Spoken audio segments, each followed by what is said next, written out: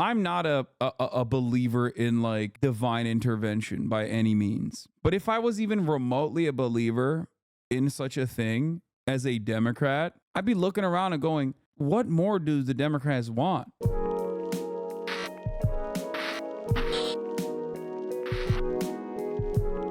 saying it. Kamala Harris is going to be campaigning with Liz Cheney today. Wonderful move. I mean, I know I'm excited for that, you know? I hope you guys are too. I'm always thinking to myself, like, what's another Republican that she could campaign with that has no constituency whatsoever? You know, this will surely move the needle, guys. I promise. Yeah, Israel's continuing to attack Lebanon. I believe they killed 6 people, or I mean, that's the most conservative immediate estimate. But you know, that's just everyday existence, right? Chat's wild today. Chat's wild every day. Chat's wild every day. All right. We're not gonna start with the. All right. We're not gonna start with Israel Palestine today. We're gonna start with some incomprehensible and utterly idiotic moves coming from the Kamala Harris campaign once again, as I suspect everyone in the chat that are not being paid by the DNC but act like they are to defend their idiotic actions in here will come in to tell me how brilliant of a strategic move this is. The special guests of the vice president's campaign event in Wisconsin today. Here's why this shit's funny, okay? Everybody laughs when Donald Trump has RFK Jr. and Tulsi Gabbard. Like, liberals love laughing at Donald Trump's like futile attempts of posturing alongside Tulsi Gabbard and RFK Jr. To be like, I'm the unification candidate. Like, look at me. But then they think it's brilliant when Kamala Harris does the same thing in reverse with Liz Cheney. Like, it makes no dang sense. These are people with 0 real constituencies. I go so far as to say RFK Jr. has a bigger constituency and more voters than Liz Cheney does. Okay. Republican former Congresswoman Liz Cheney, who will appear alongside Vice President Harris in a city that's home to the birthplace of the GOP. CBS News campaign reporter Aaron Navarro is in Ripon, Wisconsin, following the vice president's campaign for us. So, Aaron, it's not surprising that Liz Cheney is appearing with the vice president. The former lawmaker has said she's voting for Vice President Harris. Even her dad, Dick Cheney, who, I mean, I don't know. Miss once, dog, damn, I never miss. I don't miss. No, you might not have been around, at least not following politics during the Dick Cheney era, Aaron. But for folks like myself who watched the sort of power that Dick Cheney amassed as a vice president under George W. Bush as president, and how conservative he was going back to the Nixon administration, it's sort of really interesting where the Cheneys are today. So I guess the question becomes, what is the message the vice president is trying to convey to her supporters by having 2 arch conservatives who up until recently would have been political opponents of hers? Vlad, good to be with you outside this event in Ripon College. It's a signal and a message that the Democrats have a wide coalition. And as you mentioned, it's a bit of a striking political moment. Harris coming to the birthplace of the Republican Party, the Little White Schoolhouse here in Ripon, Wisconsin, where that party was formed. Senior campaign officials say she will address the creation of that Republican Party as she argues that Trump no longer represents traditional moderate conservatives. These are the voters she's looking to appeal to. And for the Cheneys, for the Adam Kinzingers, Republicans that have campaigned for Harris and don't really have that much in common in terms of policy, they all cite democracy and January 6th as a reason that they're here and campaigning for Harris and not voting for former President Trump. And talk to us about the significance of the campaign's event's location, Aaron. We sort of teased it a little bit in the introduction as being the birthplace of the Grand Ole Party. In 1854, party members from the Democratic Party, the Whig Party, came to the Little White Schoolhouse here in Ripon, Wisconsin, and created the Republican Party. And they chose this location to debut the first event, really, with Liz Cheney and Harris on the same stage. So it's a signal that they are paying attention to the roots of the Republican Party, and Harris is expected to address that during her remarks today. All right, Aaron Navarro for us. Thank you, Aaron. Appreciate it. How was it balling with Nice Wig? Incredible. I love Nice Wig. He's my goat. Yeah, like I'm saying, love that the Kamala campaign is doing an event with this person, Liz Cheney. Liberals love laughing at Trump when he brings up Tulsi Gabbard on stage like she's going to siphon votes from Dems, but then will claim this move by the campaign is brilliant in the same,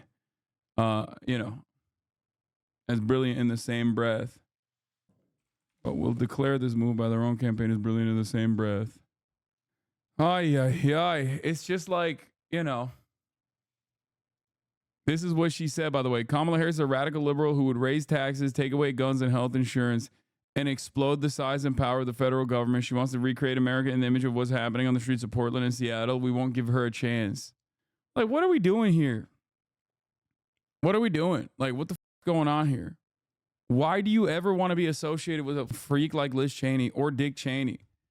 It doesn't make any sense to me. I just, why don't more Democrats feel like I do? I just don't get it. Why don't more Democrats go, what the f are you doing, Kamala Harris? Like, we don't like these people. I swear to God, the Democratic Party, liberals in general, just don't give a shit. They just want their team to win. They just want their team to win. They think that this is a successful strategy. They don't really care if it's just like repackaged Republican Party attitudes, repackaged Republican Party heroes. Well, Liz Cheney's not even a hero of the Republican Party.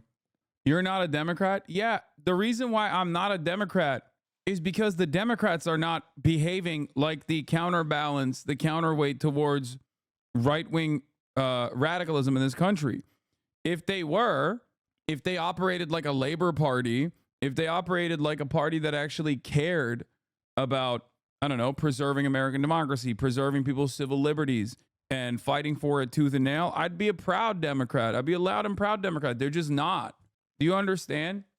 That's my issue. I don't give a I know that there's a stink associated with, like, taking ownership over that sort of thing, but I don't personally care. I have no issue. I would have no issue saying, oh man, like if the Democratic Party was reshaped in the Bernie Sanders image, I would be screaming from the rooftop. I'd be blue MAGA. I'd be blue no matter who is. And it's very frustrating. It's very frustrating to watch the Democrats like basically repackage Republican Party policies from 4 years ago and say and try to hail it as a celebratory, brilliant tactical move, a move that deserves praise, a move that deserves celebration. All right, bye-bye. This is going around on Twitter, and it's the whole left is not voting for Harris makes them ignore talking point again. You know what's really funny about this idiotic talking point that's going around on Twitter? Republicans vote for Republicans. Kamala Harris is desperately trying to get Republican votes. She's courting Republican votes with no assurances that they will vote for the Dems anyway. So if the Democrats cared about like winning, okay, they would be courting the progressive left instead of taking their vote for granted and then telling them to shut the f up. Their strategy for courting the progressive base, or not even just the progressive base, but just like a broader base of support that they could technically create, a broader base of allegiance of all the couch voters, the people that stay at home, is simply offering them things that improve their lives. But they refuse to do that. And their strategy for the quote unquote left, like high propensity voters in general, is basically just like bullying them and then saying like, oh, you just want to, you just want fascism to thrive, I think. By the way, this isn't a new indictment. It's a motion that was unsealed that corresponded to the previous indictment. No, I know that. It's basically the technically it is the new indictment, I guess, because like they had to cut out some of the parts because of the Supreme Court decision that said presidents can do whatever they want, suck my dick. So they had to like restructure some of the some aspects of the indictment as a private citizen, like Donald Trump, the campaigner, versus Donald Trump, the president. I run into so many drooling, ignorant normies who are at least on the front, dumb, medium voters. She's listening to the Clinton campaign strategist, so of course she's bullying the progressive left. Yeah, it's just stupid. Whenever you're embracing accelerationism, brother, the funniest part about this is that like vote for a Democrat and accelerationism is still happening. You know what I mean? Like the difference between The difference between voting for a Democrat and voting for a Republican is that you're voting for a stay of execution, I guess. She's targeting the next Trump assassin for their vote. So dumb. Excuse me. Like, we're just bouldering towards the right regardless of whether or not a Democrat's in charge, you know? I'm actually running out of my zins, dude. This is not good. The fun never ends. Yeah. Why take advice from campaign managers that lost the election? You don't understand. There's a concept called like being a graceful loser, and it's heavily rewarded in the Democratic Party circles. So even if you lose with grace, then we'll elevate you. You know what I mean? I'm a zinfidel. Democrats love posting, putting up losers in positions of power. They don't care. Stop saying she will lose. I didn't think so, but I don't know, man. I think this Israel shit, I think not restraining Israel might be her downfall. Okay? I'm not kidding. Like right now, the only thing that they can rely on is the Trump campaign being dog shit at communicating.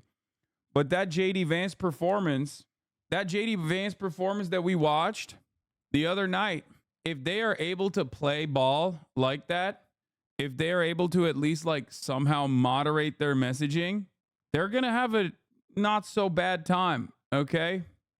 I asked my Republican coworker today what he thinks about Kamala now that she's moving to the right. Can you guess what he said?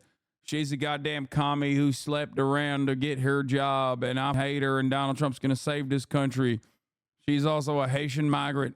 Did I nail it? Democrats are no longer liberals. They are Marxists. Yep.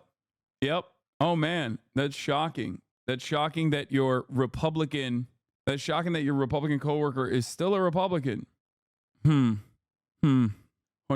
agree, especially with direct quote. Yep. I'm from PA, and some people I know are either not voting at all or not voting for her law. I live right outside of Philly and I haven't seen one campaigner who's not winning it, bro. Are there any critics for Kamala that are publicly opposed to the move to the right? No, why would they be? They're creators for Kamala. I think the role that a lot of TikTokers play is to just like try and look, I'm not going to immediately claim that every single person is a cynical tactician here. I think there are probably some young voters, and this is their first go. We've all been there. You want to believe that the Democratic Party has your best interest in mind, even though they communicate that they definitely do not, right? So I suspect that there are probably some, TikTokers out there who are like still riding with Kamala, still trying to do Brett Summer memes, and maybe there is a genuine intent behind that. Maybe it's not so cynical. And there are plenty of others who are cynically doing that because that's all they know. That's all they know in terms of like developing a brand for themselves. Like latching on to a popular momentum or a popular movement is a relatively successful way to build a brand for yourself. And that's what they're doing. For me, being a Bernie bro certainly helped my career early on. The difference, however, is that I was genuine. You know what I mean? I genuinely was a Bernie bro. He happened to align with my beliefs. Does that make sense? Which is precisely the reason why I have not, stopped advocating for the things that I've been advocating for before Bernie and after Bernie, right? And even at times find myself at odds with Bernie. Your cynical viewpoint with the size of your audience means that Trump is more likely to win. Good luck with that, bro. Yes, dude, you're right. I'm at fault. I'm the reason why Kamala Harris is going to lose, even though I say Kamala Harris is still has a likelihood of winning. It's just it's getting worse and worse every day, in my opinion. This idea that like I'm so powerful single-handedly is a really stupid idea, because let's be real. If that's true, if I have hundreds of thousands of voters at my command in key swing states, then Kamala Harris is the dumbest person on the planet not to literally knock on my door specifically to be like, how can we get your army of votes to go out and vote for Kamala Harris? How can we do that? Please. Because like, that's how it works, right? That's how it works. If you got hundreds of thousands of people, right? If you legitimately believe that, which by the way, I don't think I have the capacity to swing an election. You are delusional if you think that. And I don't even think you believe that genuinely. You are just like already gearing up for a potential Kamala Harris loss. so that you can find someone to point the finger of blame at. Because God forbid you actually point that finger of blame at the campaign itself. That's it. That's all you're doing. You have a very real fear in your heart. Your audience size is massive. It will depress the vote. Okay, once again, thank you for saying my audience size is massive. You should say that not to me, but instead to Kamala Harris if you think that I'm a key to winning the election. Except one of the funniest aspects of this is that there is a massive audience of people that are definitely more likely to vote for the Democratic Party if Kamala Harris and the Biden administration do something that is objectively popular, which is force Israel to concede and stop killing people. Every day, the number of people that are victims of Israeli violence grows. Their family members live in the United States of America, and their anger is not only understandable, but also growing by the moment.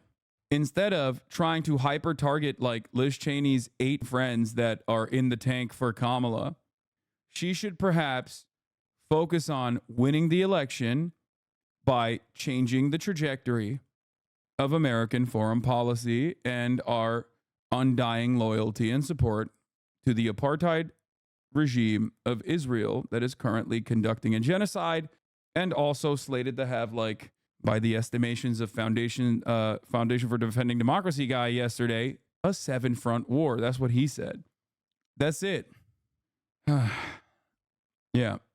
I have incredible sway. That's why Bernie Sanders is the president right now. This is his second term ending. Just call for an arms embargo. Stop trying to do rep outreach is popular policy. Why fight a losing battle while ceding ground to the Republicans? They suck. And it's not going to work either. It's not a successful strategy. This is all the way back in June 5th, June 5 to June 7th. CBS poll. U.S. actions regarding Israel and Hamas. Send weapons and supplies to Israel. Should not. 61%. 79% of liberals. 63% of moderates. 38%. Almost at this point, it's like probably 50% of conservatives that are like, yeah, maybe we should dial back on the Israel weapon shipments. You know? Nah.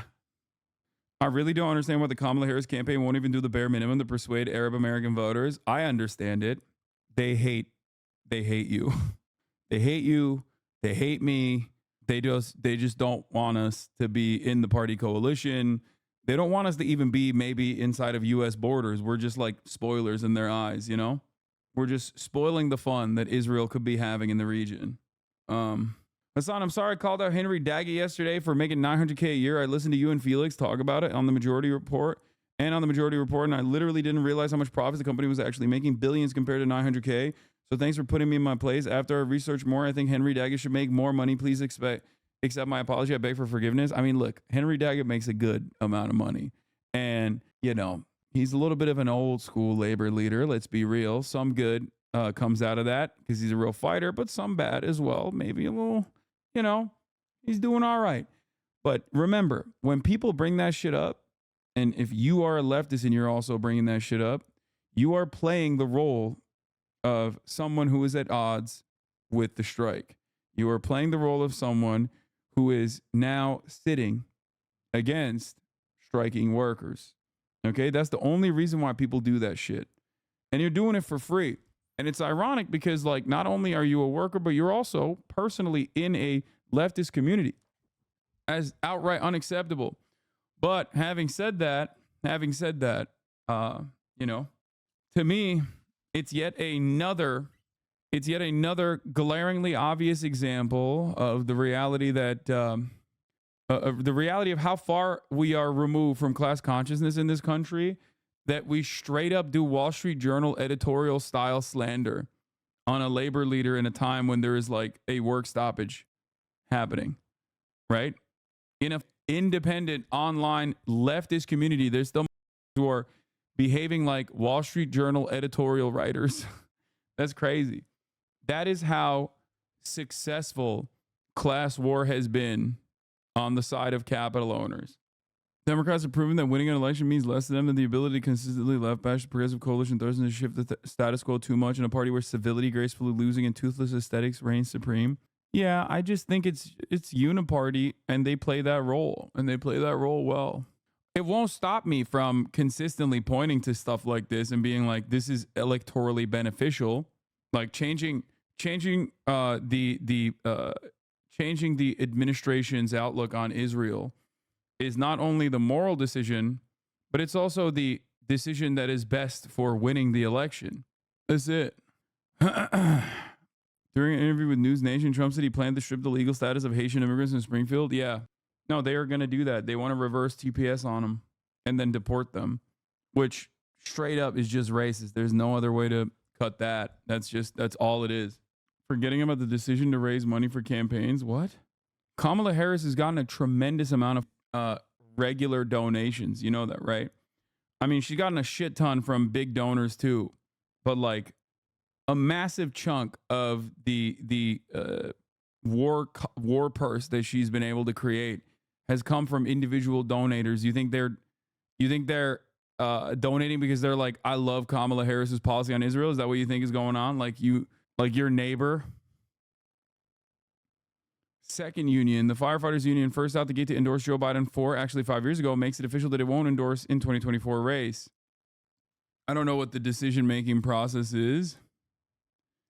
Today, the IAFF Executive Board, by a margin of 1.2, voted to not endorse a candidate in the 2024 presidential election.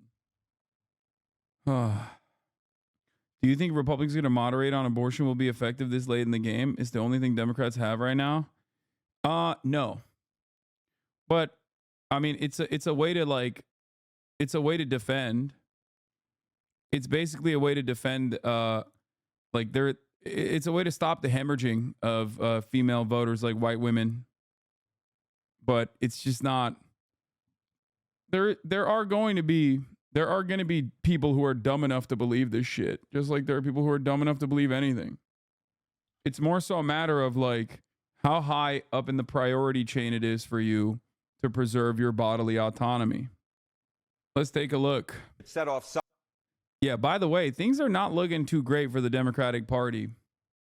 And it's gotten, as I said, if post DNC, I told you, if they literally cut away at the progressive momentum that they have and message to the middle, they are going to hemorrhage support. And that is precisely what is going on. That, alongside the lack of change in terms of America's foreign policy, which many people do care about, obviously it's not the top priority for a lot of Americans, but it is the top priority for a lot of Americans in key states, big constituencies, for understandable reasons.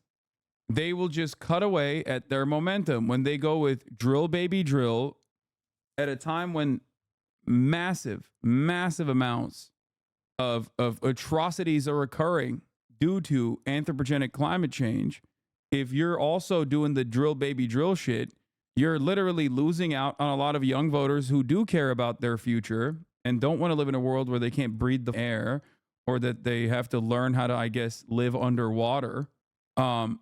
Anyway, here it is. Union households, the Democrat margin. Data points that just jump off the screen should set off sirens. All right, this is union households. This is Democratic margin in presidential election. It ain't what it used to be. You know, you go back to 1992, Bill Clinton won that union vote by 30 points. Hillary Clinton only won it by 12 points back in 2016. That was the lowest mark for a Democrat since 1984, Mondale versus Reagan. But look at where Kamala Harris is. There's not way to flip this. Look at Hillary, look at Kamala. It's pure misogyny. Or union voters also vote on the same basis that they're like the union voters also vote along the same exact material conditions that everybody else votes on.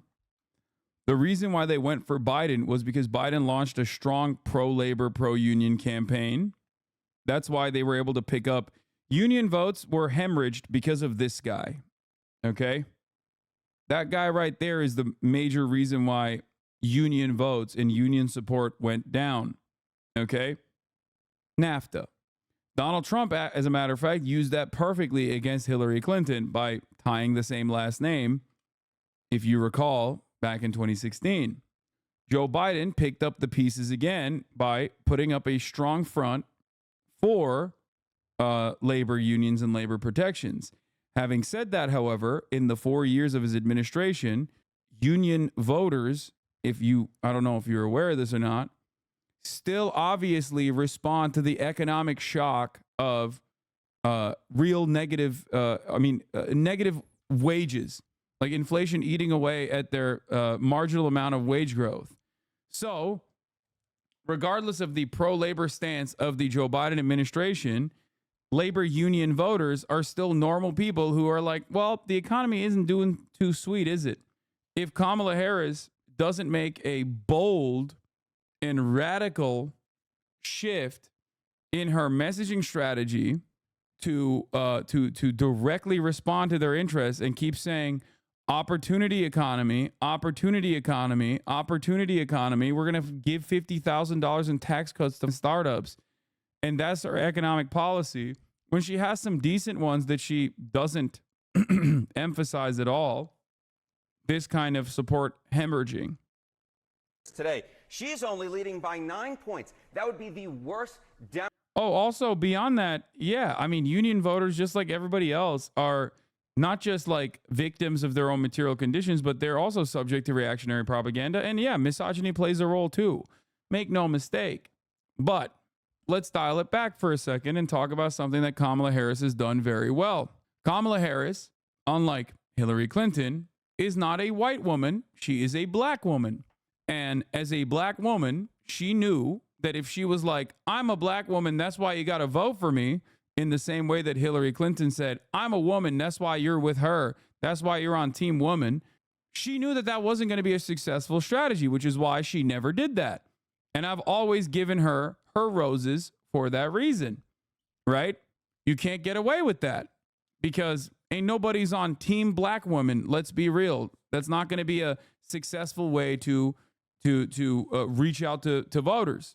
And it wasn't a successful way for Hillary Clinton to demonstrably reach out to voters either. But she, at least as a white woman, thought that it was a successful way to reach out to voters. She was wrong. I don't understand why she does not extend that way of clear thinking into other aspects of her campaigning strategy. Okay, that's it. That's all I'm saying. She has, like, obviously the recognition to not run with "I'm with her" as a successful campaign strategy. She's not doing that. Okay, so why not also offer something? Why not also offer something for people to vote for? Democratic performance in a generation, 10 points off the mark of Joe Biden, who of course won 4 years ago. I mean, Barack Obama also, as a black man, didn't do that. Like, there's a difference between going and talking to like black podcasters or going on black radio shows, black and brown radio shows, and talking about your background versus the national campaign and what you're putting forward.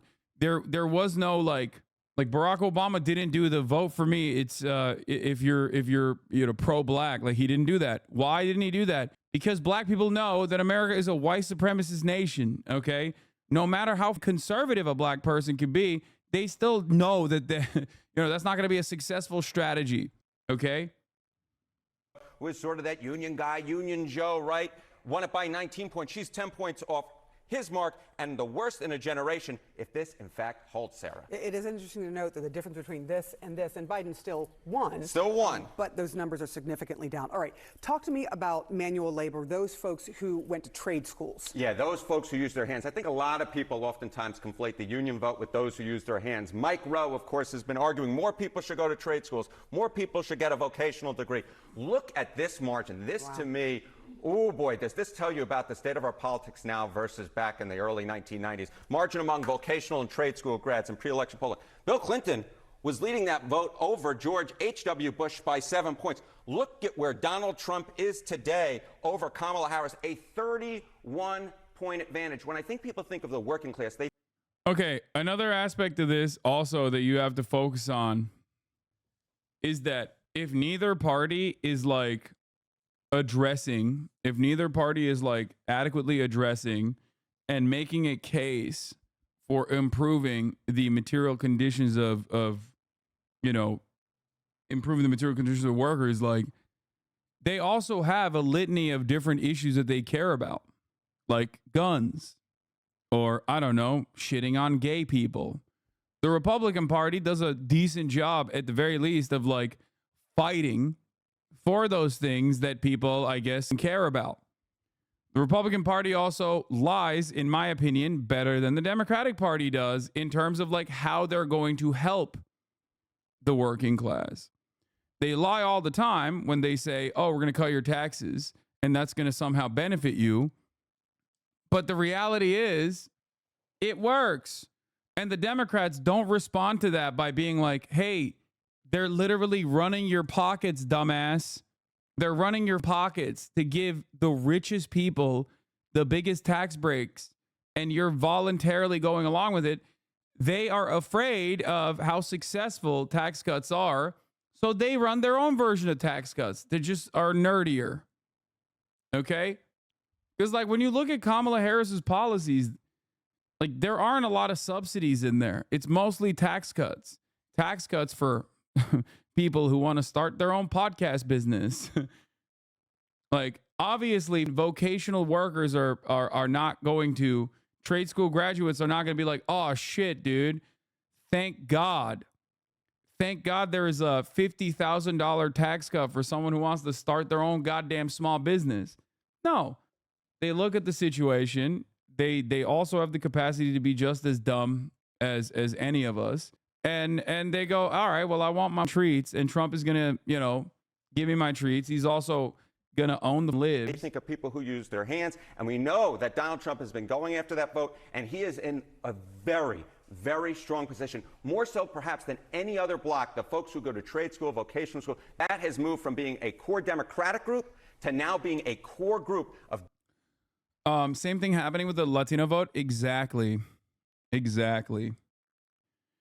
I actually disagree on that one. A lot of trade school grads or small business HVAC folks, that's what they care about.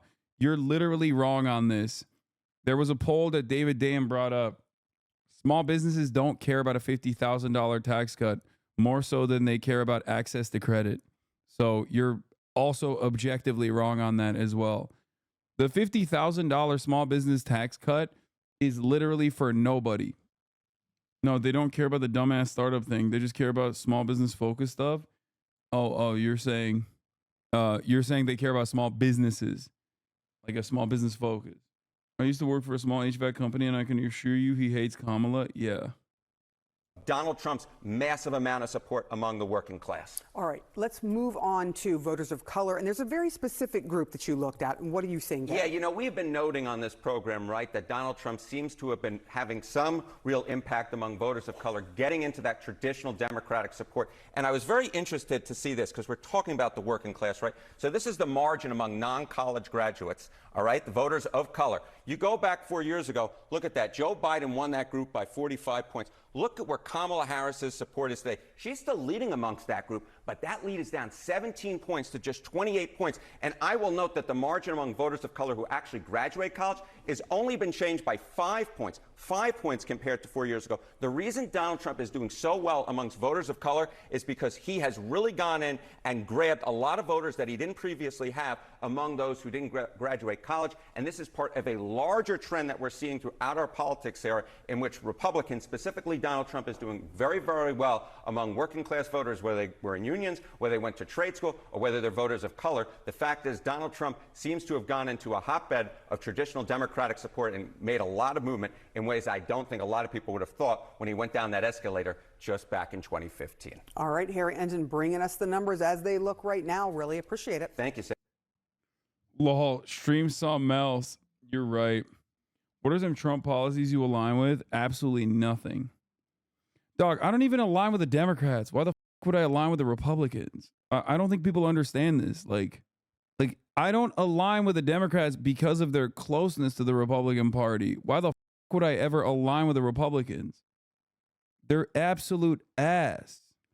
And it's ironic because technically from my tax bracket, if I was a selfish person who didn't care about the long-term stability of this country and improving everybody's lives in this country, then both parties are great for me. They're both going to deregulate. They're both going push for tax cuts regardless. Okay. But I don't give a shit. I don't mind paying taxes. I think it's patriotic to do so. I pay European style taxes, as a matter of fact, living in Los Angeles, California. The problem is, I hate that so much of that goes either to the military or to the domestic military force, the police. I wanted to go to actually fixing the goddamn roads. I wanted to go towards fixing our goddamn infrastructure. I wanted to go towards building public housing and combating homelessness that way. I wanted to go to education. I despise the way that we manage the funds that we generate in this goddamn country. But nothing changes. Anyway, if Kamala loses, who do the libs blame first? What do you mean, brother? You know who they blame first. They blame the left.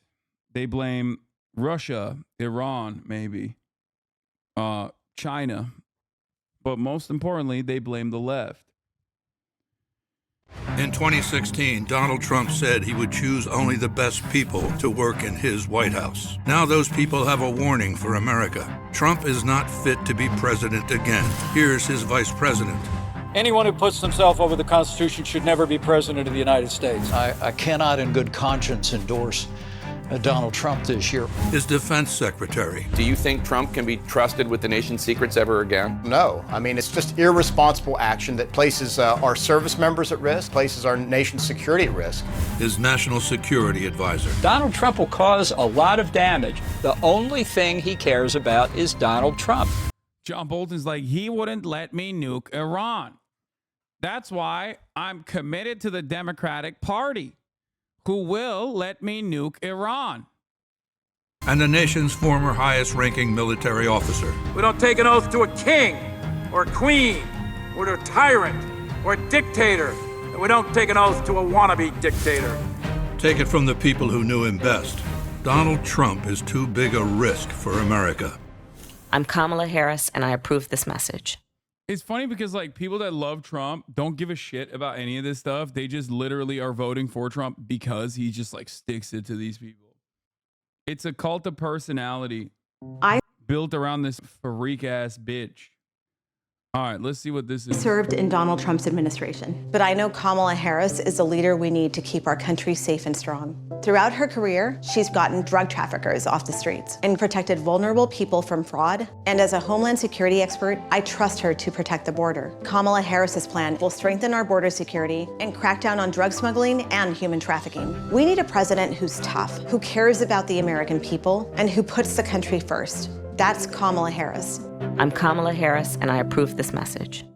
Like, I can't go to work and mess up something and then blame my staff. Like, who does that? Well, who does that? Donald Trump does that. I voted for Donald Trump and I went to his inauguration in 2016. We tried it for 4 years. It just didn't work. And it's time to move on. Or it's going to be more of the same and the middle class is going to suffer. Take it from me. I'm a lifelong Republican. I'm still a Republican. Kamala's trying to help the American people, especially the American middle class. I think she's going to do a great job for people like me. I'm Kamala Harris, and I approve this message. Now to the new court filing. That's awesome.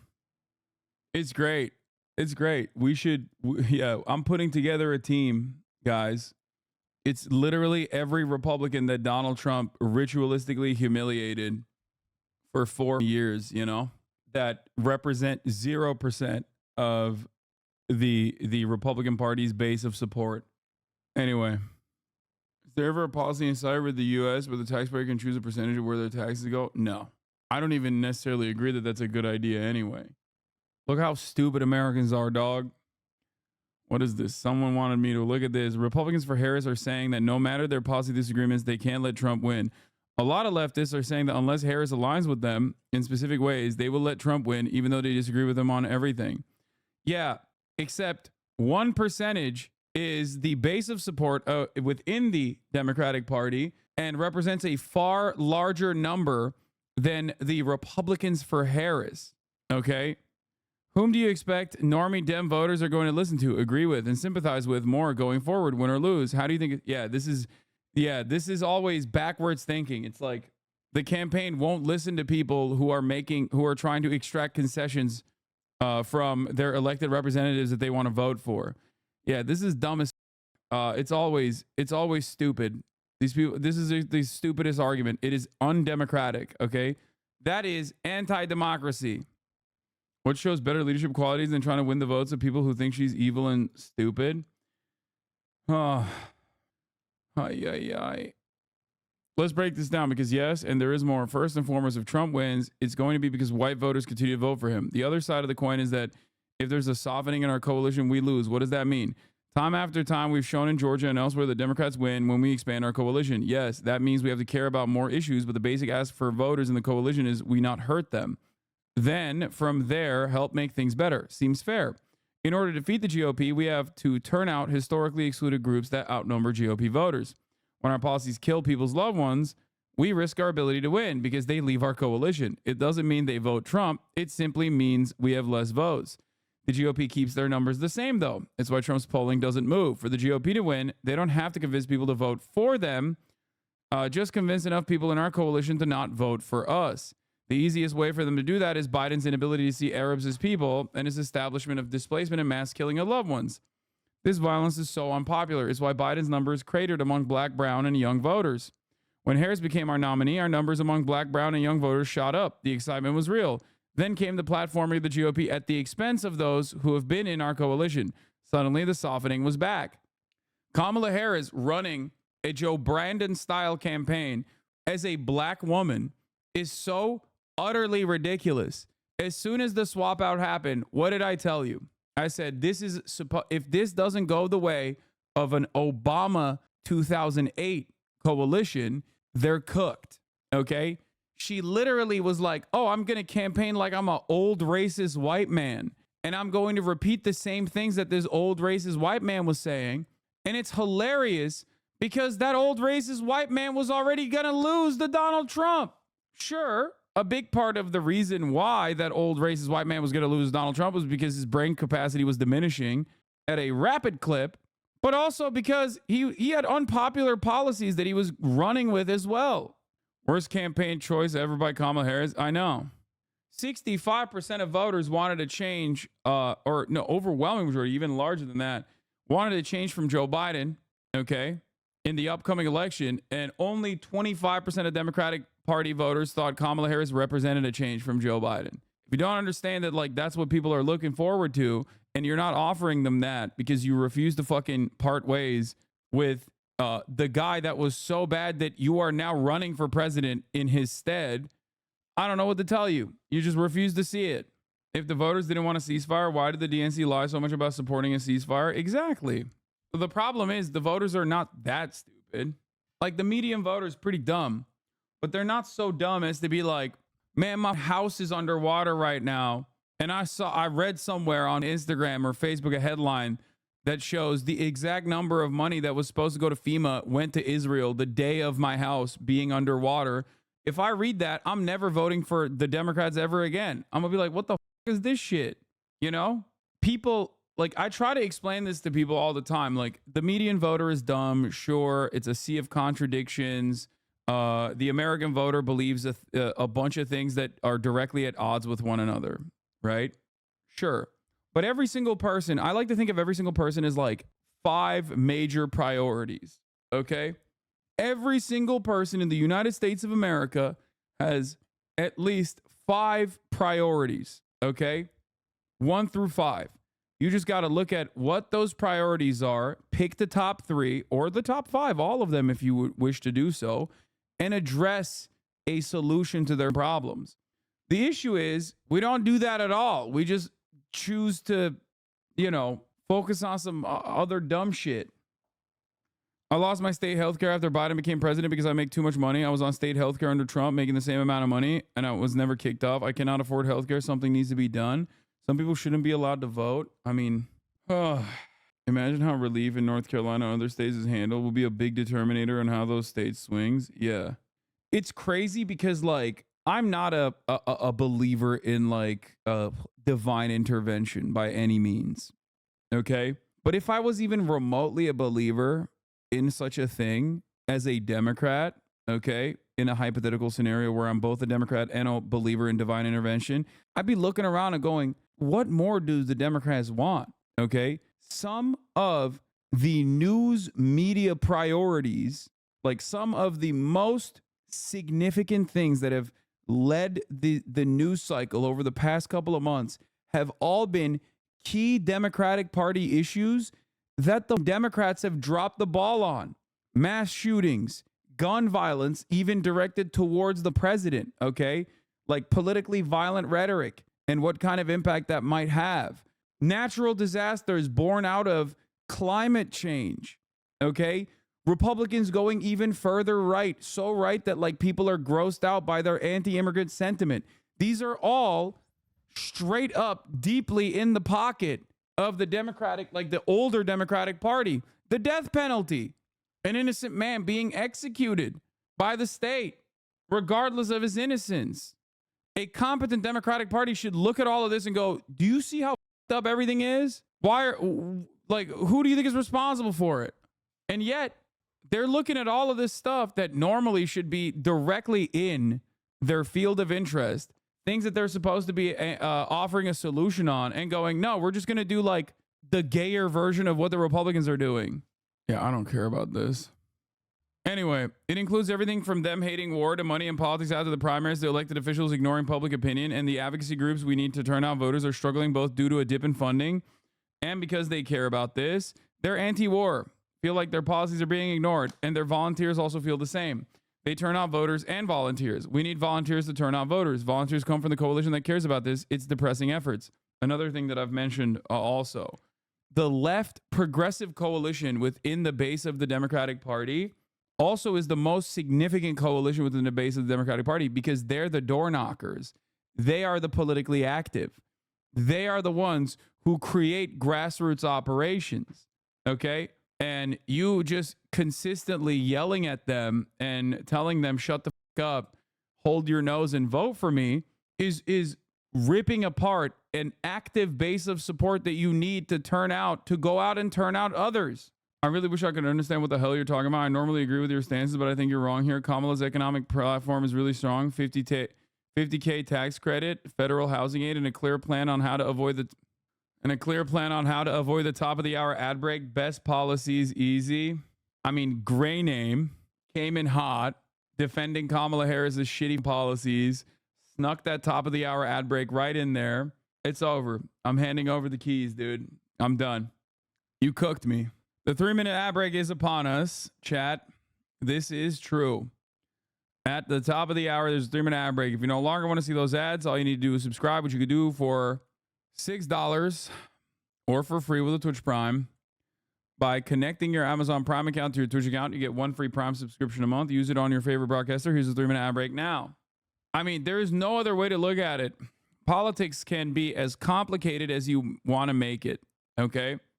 Or it can be as simple as you can comprehend. And if you became the presidential candidate in a historically weird election cycle due to the unpopularity of the guy you replaced at the top of the ticket, then perhaps you should do your very best to escape him. Running towards him is most likely going to be a somber reminder to people that you are just like the unpopular candidate.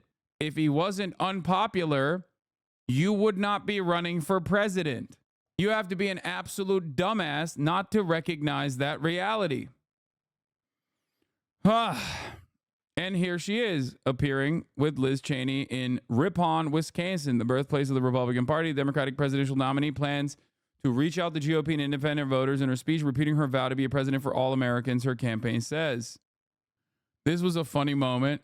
Some personal news. Elon Musk followed me on X a couple years ago and has shared my work and has been willing to respond to my DMs about stories from time to time, including a back and forth we had for a story on the Secret Service last week. Earlier this week, when I respectfully approached him via DM about his Sunday claim that Biden-Harris was fast-tracking illegal immigrants to vote and provided information showing that confirmed it was not the case, Mr. Musk unfollowed me and blocked me from DMing him and said asking him for comment for a story via DM was inappropriate, despite him willing to engage in the past. We did reach out to one of his companies, but did not receive a response. Below is a link to our fact check on Mr. Musk's claims that Biden and Harris are flying migrants into the U.S. and expeditiously granting them citizenship. Buried lead. It's absolutely false, though we were unable to reach Mr. Musk for comment. Now, I need you to understand something here. The article is coming from the Washington Examiner. This is a right-wing publication. That is precisely the reason why Elon Musk had such easy access, or Anna Giaritelli, who is a writer at the Washington Examiner, had such easy access to Elon Musk. That is why this is unique. It is shocking. It is shocking that Elon Musk is so far right that he's like upset about the Washington Examiner journalist that he's friends with. I must repeat something here that I have talked about quite a bit. Back in the day, everyone made so much hay about Jack Dorsey and his suspected liberal allegiances and how much that played a role in the way that Twitter operated. Elon Musk does not hide that he is an insane far-right psychopath who is literally giving money to the Trump campaign. He has elevated Donald Trump after purchasing Twitter and utilized the entire platform that he owns. And yet, no such conversations ever take place, really. Like, if you think Jack Dorsey was doing election interference because of the Hunter Biden laptop story, then what the is Elon Musk doing? It is crazy to me how far right the slant is in the media in terms of this kind of coverage. Okay? I find it really strange. Maris's first national poll for NPR. Harris leads 50% to 48 among likely voters, and she leads 50 to 47 among registered voters. This is Maris's first LV poll. Their poll 1 month ago had Harris up 49 to 48. While a lot of people will hold on to this and be like, well, dude, look, she's doing great. She's doing great. She's doing great. What you fail to recognize is that the polls should not be this unwilling to yield. Okay? They should not be this close. It is not good that they are close. And like I said, it should not be close at all. This is the first time also, remember, since Joe Biden, where Donald Trump is either this close or even in certain polls winning. Okay? Think about it. Kamala Harris has a massive war purse. They've been pumping ads in all of these states, and her edge over Donald Trump has not budged even a little bit. That means that the overarching messaging coming from the national campaign is not working. Will they change trajectory? Is it far too close to the actual election at this point? Is it already a lost cause? Who knows? How much credence do you give to the polls? I give a lot of credence to the polls. There's no other way to analyze it. Do you believe the Democratic Party can change? You don't take the other party seriously, so you must believe salvation lies in reform. But I just highly doubt the Dems are ever going to change their ways. No, I don't think the Dems are going to change their ways. But I also understand how the American elections work. And I just know that that's not how things work. Like, there is no third party solution here. You got to work within the boundaries that are set before you. If they are unyielding, there's not much else you can do. You know, sorry to burst your bubble on that, but good luck. Hasanabi 7 months ago. The fact that there are people out there who are taking the time out of their day to go to an uncontested primary to vote uncommitted is very important. A 10% would be a massive, in my opinion, victory for the uncommitted campaign, especially because of like when it got started. It wasn't like it is relatively new. And on top of that, it came in a situation where, if you're actually uncommitted, you just don't vote. I think people should 100% do it, and that's an important message to send, but we should be aware of what the baseline we're working off here. Trump has created a very intense loyalty towards them politicians among the kinds of voters who show up to this. Important thing to remember here, if the vote is under 10%, people will say Biden did better than Obama to hype him up. That is not a good comparison. The constituency of ancestral Dems who went out of their way to vote against Obama in 2012 does not exist now. New York Times reporting 10% uncommitted. Biden's at 85%. Marianne Williamson and D. Phillips at 2.5 and 2.2%. 10% of the vote is uncommitted according to New York Times this early. It's only 5% of the votes coming in right now, folks. Why do people talk about Trump's voter loyalty when he only has 60% of the Republican vote? People don't want either candidate. If this is your expectation, my friend, you are in for a major surprise. Abi kilo almışsın. I'm literally lighter. Bundan daha inceyim şu anda. I just don't have a beard. Dummy. I'm skinnier than I was there. Come general election, Donald Trump's Republican base of support is infinitely more loyal and also infinitely larger, I guess, percentage-wise. Not larger than Joe Biden's loyal base of support, maybe even in totality, but definitely percentage-wise. Donald Trump, throughout his entire tumultuous career, has rarely ever dipped below 90% approval rating in the Republican Party. This is a fact that I used to show to liberals all the time, and it blew their minds when I would bring this up. I'd be like, dude, do you think Donald Trump's approval ratings are low? That's fine. That makes sense. A lot of Democrats hate him, but look at his approval rating in the party. It's barely below 90% in the Republican Party. Joe Brandon's approval rating currently is significantly lower than that in his own party. So that's something to remember. That means there's not a lot of motivation even amongst party loyalists for Joseph Robinette Brandon. This will lead to depressive voter turnout. This would be for District 9. You wore makeup on camera? No.